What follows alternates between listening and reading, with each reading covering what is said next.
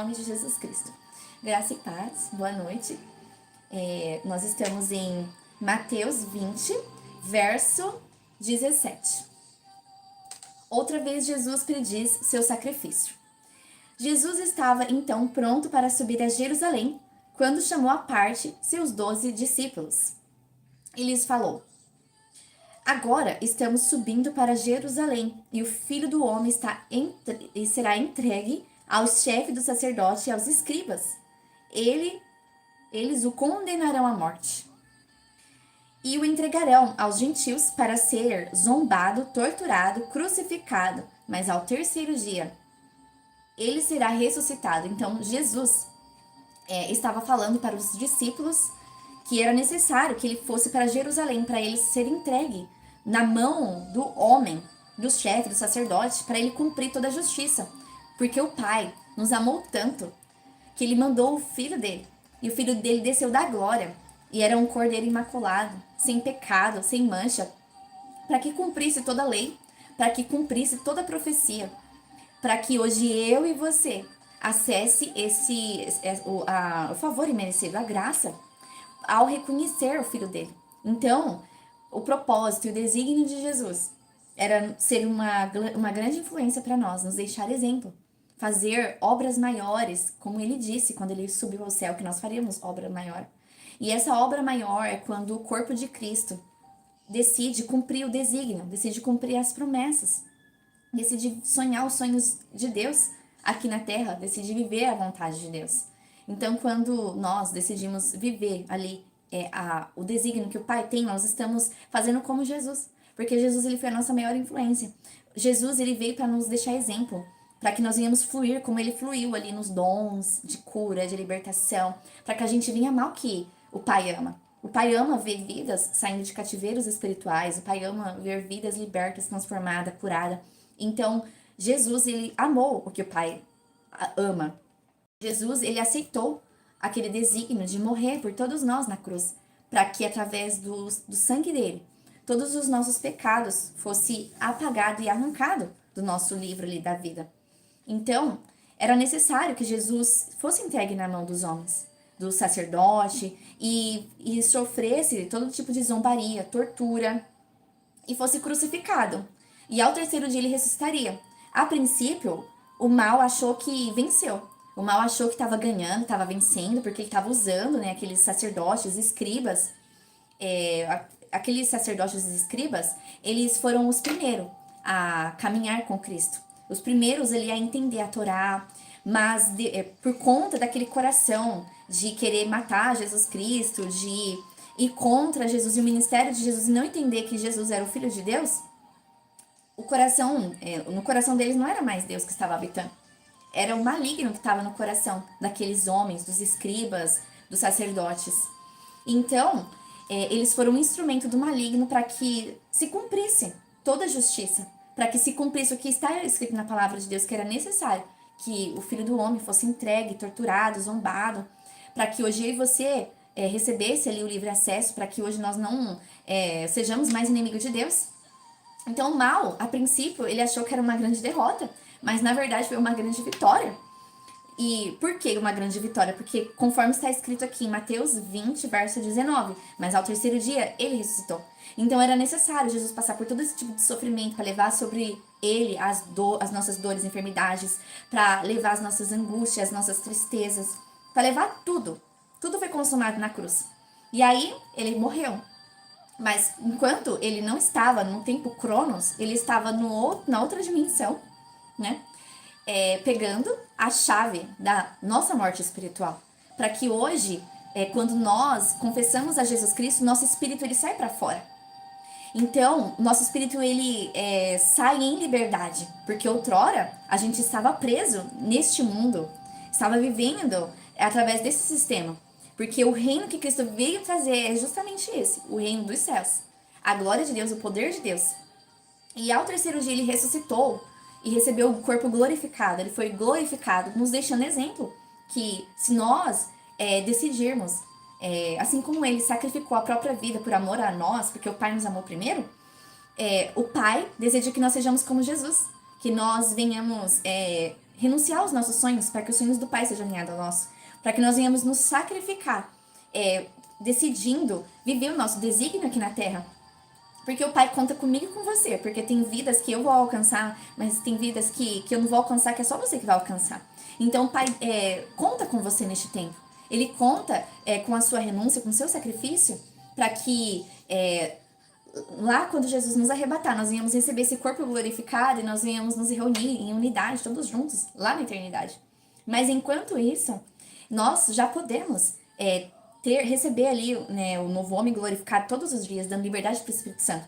Porque a palavra de Deus fala, onde está o Espírito ali é liberdade, é onde ele liberta as nossas emoções, nos tira de paradigmas, nos tira de emoções da qual a gente outrora estava preso a emoções.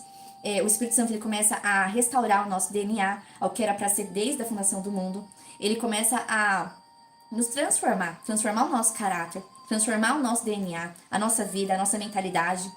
E tudo isso porque Cristo decidiu cumprir o desígnio dele, mas agora Cristo ele nos incentiva e nos impulsiona a cumprir também o nosso desígnio e dando liberdade para o Espírito Santo, até que ele venha nos arrebatar. Porque todos os dias nós somos transformados para que nós venhamos ser imitador de Cristo, nos vestindo do novo homem glorificado e manifestando a nossa verdadeira origem. Dando seguimento, agora nós estamos no Mateus 20, verso 20. Naquele momento, aproximou-se de Jesus a esposa de Zebedeu com seus filhos e, prostrando-se, fez um pedido a ele. O que desejas? Perguntou Jesus.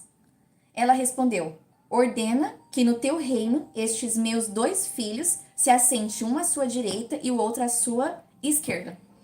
Eu estava perguntando para o Espírito Santo, me explica o porquê que ela pediu e fez esse pedido para Jesus Cristo. E o Espírito Santo estava ministrando no meu coração, porque ela estava olhando a partir da perspectiva natural. Quando nós vivemos a partir do homem natural, que é a natureza caída, tudo que a gente vai fazer para Deus ou para alguém, a gente vai querer algo em troca. Então ela estava querendo barganhar com Jesus, porque ela foi uma excelente tutora, criou os filhos dela na presença do Senhor, ela discipulou. E quando chegou o momento ali que Jesus chamou, ela liberou. Ela não segurou, ao contrário de muitos pais que acabam impedindo o desígnio profético dos filhos. Mas ela não, ela liberou os filhos. Então, quando ela fez aquele pedido para Jesus, ordena que no teu reino estes 2 filhos meus se assentem uma à tua direita e outra à sua esquerda, ela estava querendo algo em troca. Ela entregou os filhos dela a Jesus Cristo para que eles cumprissem o propósito, mas ela queria um benefício.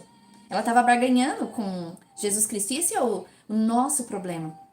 Quando nós decidimos viver a partir da nossa natureza caída, a partir do velho homem, olhando conforme o mundo aqui anda, nós vamos fazer tudo que Deus nos pedir para fazer. Ou quando a gente for ajudar alguém, fazer algo que Deus está pedindo, ajudando ele na obra de caridade, a gente vai querer algo em troca se a gente não pedir para o Espírito Santo transformar o nosso caráter. E não é esse coração que o Pai espera de nós. O Pai, ele espera que nós nos sacrifiquemos. Igual uma palavra que o meu pastor fala, que quem ama não contabiliza sacrifício. Então nós temos que ter esse coração. Nós não podemos fazer algo querendo receber algo em troca. Nós temos que simplesmente fazer por amor ao Pai. Amar o que o Pai ama. Sem querer benefícios próprios, porque a palavra de Deus nos fala que as demais ele acrescenta pra gente não andar ansioso por coisa alguma.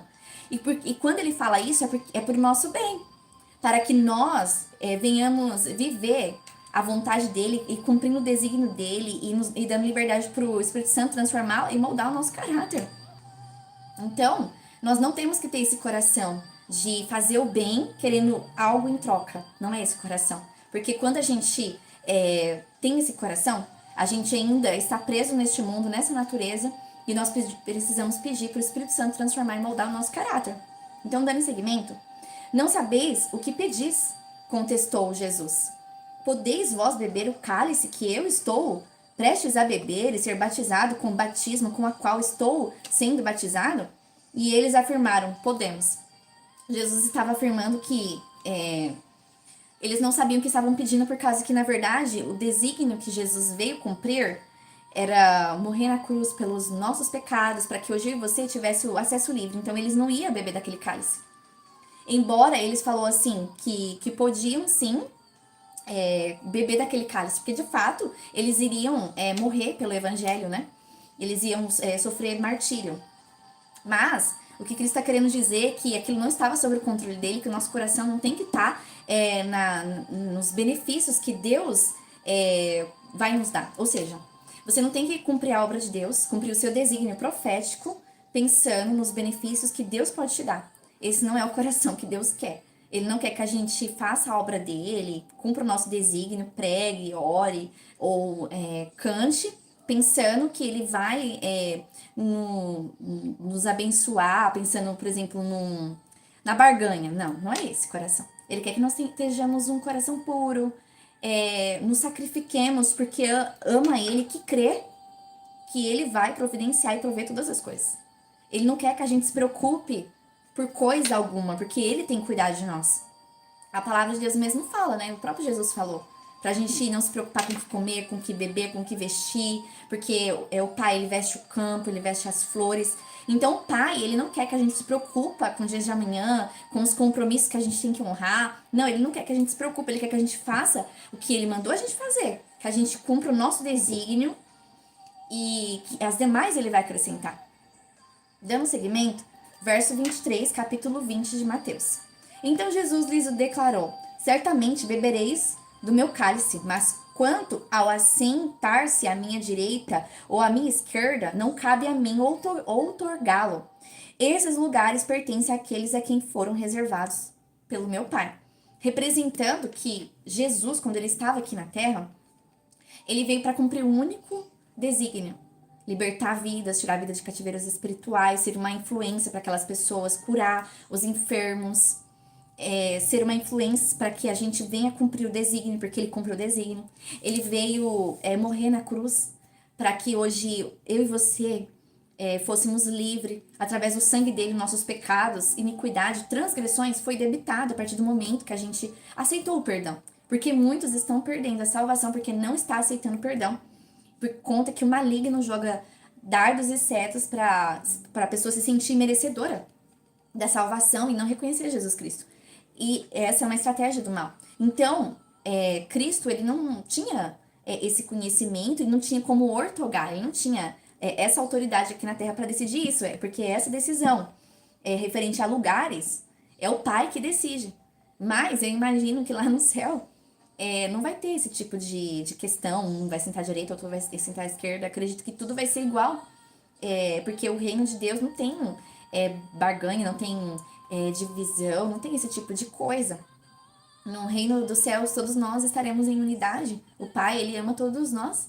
Esse pensamento, esse tipo de pensamento de nós querermos fazer algo, querendo barganhar algo, é o mal que lança dardos na mente para que ele venha ter o comando das nossas ações, para que o mundo nos governe, para que as coisas deste mundo nos governem. Mas o Pai, ele não quer que as coisas nos governem, que nós não venhamos fazer as coisas para ele pensando no benefício, pensando já nos presentes que ele vai nos dar. Não, ele não quer esse coração. Ele quer que nós simplesmente fazemos porque o amamos, porque ele nos amou primeiro, ele mandou o filho dele, ele sacrificou o filho dele, e nós temos que amá-lo verdadeiramente, sacrificando as nossas vontades para que os sonhos dele se alinhem aos nossos sonhos. E as demais ele vai acrescentar, porque ele não quer que a gente se preocupe com as coisas deste mundo, com o que comer, com o que beber, para que isso não interfira na voz dele. Ou seja, para que a gente venha ouvir a voz dele, o que ele está falando para nós. Ele está querendo dizer assim: não se distraia, porque quando nós nos distraímos, quando nós ficamos preocupados com o dia de amanhã, isso impede, entope a audição espiritual e impede a nossa conexão com ele. Então, por isso que ele fala pra gente descansar nele, não se preocupar com amanhã, não andar ansiosos por coisa alguma, porque a ansiedade é o excesso de futuro. Ele não quer que a gente ande ansioso pelo amanhã, não. Ele quer que a gente não se distraia. Ele quer que a gente simplesmente se jogue nos braços dele, descanse e crê e confie que as demais ele vai acrescentar. Ele quer que a gente simplesmente o ame verdadeiramente e deseje ser transformado para ter um caráter como o de Cristo. E dê liberdade para o Espírito Santo nos vestir do novo homem glorificado e voltando todos os dias para a presença dele, para que ele nos revista de bom ânimo e nos encha desse caráter da glória, aonde nós vamos fazer as coisas para ele, para o Pai, amar o que ele ama, sem querer nada em troca. Quando Deus dá este coração para nós, nós vamos fazer a obra dele, cumprir o desígnio dele.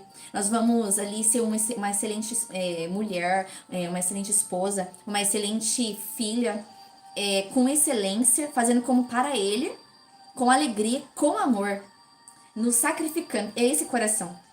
Então, por isso que a palavra, a frase que o pastor meu fala, né? Que quem ama não contabiliza sacrifício, porque é esse coração que Deus procura. Deus procura esse coração. Deus ele não quer que a gente faça as coisas já querendo algo em troca, não. Ele quer que nós amemos o que ele ama. Verdadeiramente e crendo que as demais coisas ele vai acrescentar, porque ele não quer que a gente fique distraído nem preocupado, porque a preocupação e a distração é uma seta, um dardo inflamado que o maligno lança para ele ter poder sobre as nossas emoções, mas o reino dos céus não é baseado em emoção. O reino dos céus é governo. O Pai nos chama para sermos reis e sacerdotes, para governar. Ou seja, o Pai não quer que a gente seja almático. A nossa alma ela tem que estar rendida ao nosso espírito e dando liberdade para o Espírito Santo nos transformar e nos dar esse coração como de Cristo. Cristo, ele andou sobre a terra sem preocupação nenhuma. Ele era alegre, ele era feliz. Quando as pessoas vinham aos pés dele para receber cura, ele ficava feliz, ele tinha compaixão, ele se quebrantava, ele amava o que o Pai ama. Então é isso que o Pai espera de nós. Então, que fique essa lição para nós hoje. Faça as coisas pro Pai, aquilo que ele está mandando você fazer, sem querer barganhar, sem querer algo em troca. Porque esse pensamento é o mal que lança. Para que você venha perder a sua bênção e para você ficar preocupado, ansioso e não venha usufruir do presente. O nome já diz, presente. Então, quando você vive o presente, você confia no Pai, descansa nele, ele te enche de alegria, ele fala com você, ele te dá tesouros do céu, ele abre uma dimensão da glória do poder dele no seu espírito, na sua casa. E de repente você vai começar a ver e ser grato por tudo que ele tem te proporcionado, porque muitas das vezes a gente anda ansioso pelo futuro e esquece de ser grato pelo hoje. Esquecemos de ser grato pela casa. Esquecemos de ser grato pela proteção. Vocês não têm noção de como as trevas querem atacar os filhos de Deus. E nós temos que ser grato por isso. Nós temos que ser grato pela proteção, pelo escudo que ele ergue no nosso lar, por ele nos livrar dos ataques do maligno. Ele quer que nós tenhamos esse coração. Sermos gratos pela provisão, pela saúde. Quantas pessoas estão hospitalizadas e nós, né, como filhos de Deus, temos que orar por elas. O Pai quer que a gente seja grato pelo alimento, pelos móveis que Ele nos deu, pelo animalzinho de estimação. Ele quer que nós sejamos gratos pelo fôlego de vida. Ele quer que nós simplesmente regozijemos na presença dEle, nos rendemos aos pés dEle em rendição, em amor. E não se preocupe com as outras coisas, porque essa é uma estratégia do maligno para que você não ouça a voz dele. Para que os seus sentidos espirituais fiquem escuros e você não venha ver a luz do Espírito. Lembre-se, o reino dos céus é luz. O reino das trevas é escuridão. Então o mal vai fazer de tudo para escurecer ali seus sentidos, lançando preocupação e ansiedade pelo amanhã. Dando seguimento, verso 24, Mateus 20. Ao ouvirem isso, os outros 10 ficaram injuriados contra os 2 irmãos. Então Jesus os chamou e explicou: sabeis que os governadores dos povos os dominam e que são as pessoas importantes que exercem poder sobre as nações. Não será assim entre vós, ao contrário, quem desejar ser importante entre vós, será esse o que deve servir os demais. E quem quiser ser o primeiro entre vós, que se torne vosso escravo. Assim como o Filho do Homem, que não veio para ser servido, mas para servir e dar a sua vida como único resgate por muitos. Então, os discípulos ouviram aquela mãe fazendo aquele pedido e eles ficaram injuriados, eles ficaram nervosos com aquele pedido. Ou seja, eles não achou justo, porque eles imagino que os outros estavam entendendo que Jesus estava falando de um reino de igualdade, que na verdade a gente não tem que querer viver como o padrão deste mundo, porque o sistema vai querer que você faz algo querendo algo em troca. Então, os discípulos ficam injuriados. E aí Jesus trouxe uma analogia, falando que nesse sistema, neste mundo, há governadores que governam os povos, que têm domínio sobre os povos. E são pessoas importantes que exercem poder sobre as nações. Mas esse é o sistema deste mundo, da qual eles vão fazer ali algo, querendo algo em troca. Ou seja, tudo que os governadores faz neste mundo em prol da nação, eles cobram impostos, ou seja, sempre vai querer ali algo em troca por intermédio dos serviços que eles estão exercendo. E o Pai, por intermédio de Jesus, estava ensinando que não é esse coração que o Pai procura e que nos ensina a ter. O que o Pai quer que nós manifestemos aqui na Terra é um coração servidor. Porque se você deixar esse tipo de pensamento entrar, aí é onde entra a soberba, onde você está manifestando a natureza dessa carne e não a natureza espiritual. Então, Jesus falou que quem desejar ser importante entre vós será esse o que deve servir os demais. Por quê? Porque Cristo, ele não veio para ser servido. Embora ele veio de um reino e ele era muito poderoso, ele veio aqui para cumprir a justiça, mas ele não veio para trazer para ser servido. Ele não veio aqui para ter servos, não. Pelo contrário, ele veio nos ensinar a ter um coração servidor que ama as coisas que o Pai ama. Porque quando a gente dá ênfase para esse tipo de pensamento, a gente está manifestando a natureza caída. E quem vem governar o nosso coração, a nossa mente, é o mal. E nós não temos que dar esse acesso para o mal. Nós temos que anular, cancelar e rejeitar. E fazer com amor, com alegria, não andando ansioso, não preocupando com o que comer, com o que beber, porque as demais o Pai acrescenta. O Pai quer que a gente faça a nossa parte, que o nosso desígnio em amor, e crendo que Ele cuida das demais. Ou seja, o Pai quer nos ensinar o governo, por exemplo, para que as coisas deste mundo não nos governem. O Pai quer nos ensinar a não sermos emocionais e não andarmos conforme o mundo manda a gente andar. O mundo quer que você faz as coisas querendo algo em troca. O mundo quer que você ande ansioso por coisa alguma. O mundo vai te ensinar que você não tem que servir, porque se você servir, você está sendo, sei lá, uma pessoa boba. Então isso faz parte do sistema. Mas o reino de glória, o Pai, ele nos ensina a servir. Por isso que ele mandou o filho dele para ser a maior influência para nós, para servir, sem querer nada em troca. A única coisa que o Pai deseja é que nós amemos ele verdadeiramente, que sejamos imitador dele e que honre o sacrifício de Jesus, desejando viver o desígnio, sem querer nada em troca e dando liberdade para o Espírito Santo transformar, forjar o nosso caráter, para que nós venhamos manifestar os frutos do Espírito, para que nós venhamos manifestar as virtudes de Cristo, a pureza, a unidade, a compaixão, a misericórdia e amar o que o Pai ama. Então, que hoje você venha refletir.